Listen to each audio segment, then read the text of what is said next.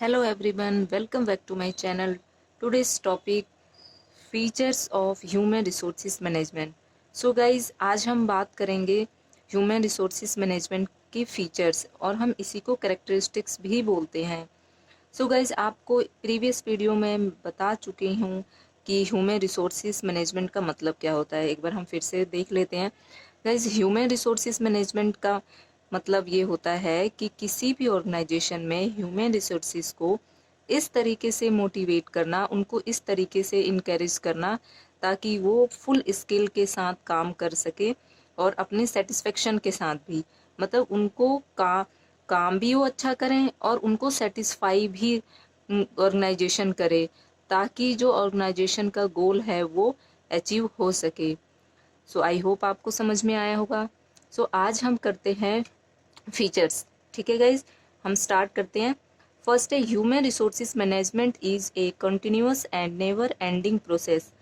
देखो, जो human resources है वो किसी भी ऑर्गेनाइजेशन में ऐसा नहीं है कि एक काम है उसका पर्पस पूरा हो गया और वो काम ख़त्म हो गया और ह्यूमन रिसोर्सेज को मैनेज करने का भी काम ख़त्म हो गया। नहीं, आपको तो पता है कि ऑर्गेनाइजेशन या जो भी कंपनी है वो उसका काम, चाहे कोई इम्प्लॉय आए या जाए, काम तो चलता रहेगा। तो काम तो चलता रहेगा, इसकी वजह से क्या है कि टाइम टू टाइम पे ह्यूमन रिसोर्सेज को मोटिवेट करना, उसको मैनेज करना ज़रूरी होता है ताकि काम को अच्छे से जो भी इम्प्लॉय हैं वो कर सके। इसीलिए इसको बोला है कॉन्टीन्यूअस प्रोसेस है और ये कभी प्रोसेस ख़त्म नहीं होता। नेक्स्ट है in concern with the development of human resources, knowledge, skill, capability, potentialities, and attaining and achieving employees goal। अब इसका मतलब ये है कि ह्यूमन रिसोर्सेज को इस तरीके से डेवलप करना है ताकि उनकी नॉलेज में, स्किल में, यानी वो पूरे स्किल के साथ काम करें, कैपेबिलिटी यानी जितनी उनकी कैपेबिलिटी है, जितना वो 100% दे सकते हैं, उनको इस तरीके से मैनेज करना कि वो काम में अपना 100% दे सके। पोटेंशियलिटीज़ या जो उनका अटेनिंग है, इस तरीके से उनको ये जो सारी चीज़ें हैं उनमें वो फुलफिल कराएं ताकि जो एम्प्लॉयज़ के जो गोल हैं, अगर एम्प्लॉय है यहाँ पे, यानी कि जो एम्प्लॉय का गोल है वो अचीव हो सके। और एम्प्लॉय का गोल जो होता, जो जब ये सारी चीज़ों के साथ अगर ये काम करेंगे तो एम्प्लॉय का गोल भी फुलफिल होगा और साथ ही साथ जो ऑर्गेनाइजेशन का गोल है वो भी फुलफिल होगा। ठीक है guys, human resources management covers all level, low, medium and top.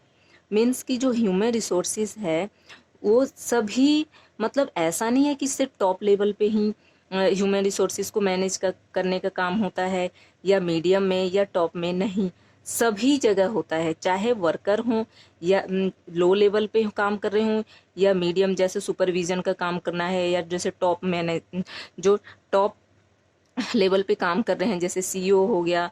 तो इन सभी जगह पे ही ह्यूमन रिसोर्सेज को मैनेज करने का प्रोसेस चलता है ताकि वो अपना काम अच्छे से करें। क्योंकि आपको पता है कि ह्यूमन बीइंग कभी भी कुछ भी हो सकता है, तो इसलिए उनको टाइम टू टाइम मोटिवेट करने की ज़रूरत पड़ती है। Next, it aims at attaining the organisation goal including survival, growth, and development in addition to profitability, productivity, and innovation, etc.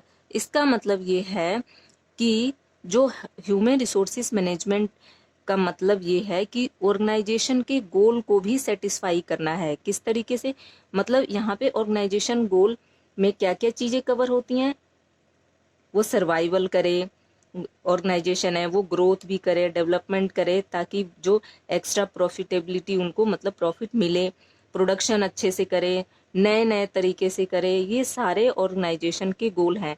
तो ह्यूमन रिसोर्सेज मैनेजमेंट को अगर हम मैनेज करके रखेंगे तो ये सारे जो ऑर्गेनाइजेशन के गोल हैं वो भी अचीव हो जाएंगे। Next, it aims at attaining the individual employees goal consist of job satisfaction, job security, high salary, attractive फ्रिंग benefits. इसका मतलब है कि जो ह्यूमन रिसोर्सिस मैनेजमेंट का जो एम है वो इंडिविजुअल एम्प्लॉय के भी गोल को सेटिस्फाई करना है। अब जैसे इंडिविजुअल जो एम्प्लॉय है उनके क्या क्या गोल हो सकते हैं, जैसे जॉब सेटिस्फेक्शन, यानी जो भी जॉब वो कर रहा है उससे वो सेटिस्फाई है। एक तो कैसे, मतलब अगर उसको ज़रूरत पड़ेगी तो उसको छुट्टी मिल सकती है, या फिर उसको कंपनसेशन अच्छा मिल रहा है तो अच्छे से काम करेगा। अगर सैलरी भी कम मिल रही है, कोई अदर नॉन फाइनेंशियली भी अगर सपोर्ट नहीं किया जा रहा है तो उसका मन लगेगा ही नहीं काम करने में। इसी तरीके से जॉब सिक्योरिटी, अगर उसको पता है कि भाई अगर इंश्योरेंस करा रखा है ऑर्गेनाइजेशन ने तो वहाँ पे उसको सेटिस्फाई वो रहेगा काम करने में। हाई सैलरी, यानी सैलरी भी उसको अच्छी मिल रही है और अट्रैक्टिव फ्रिंग बेनिफिट भी मिल रहा है, तो यानी इन सब की वजह से इंडिविजुअल का गोल है वो भी पूरा होगा, ये जो इंडिविजुअल एम्प्लॉय हैं, और साथ ही साथ आपको पता है अगर ये सेटिस्फाई तो ऑर्गेनाइजेशन भी अपना जो उसका गोल है वो भी अचीव हो पाएगा। Next, Human Resources Management aim at securing unreserved cooperation from all employees in order to attain predetermined goal।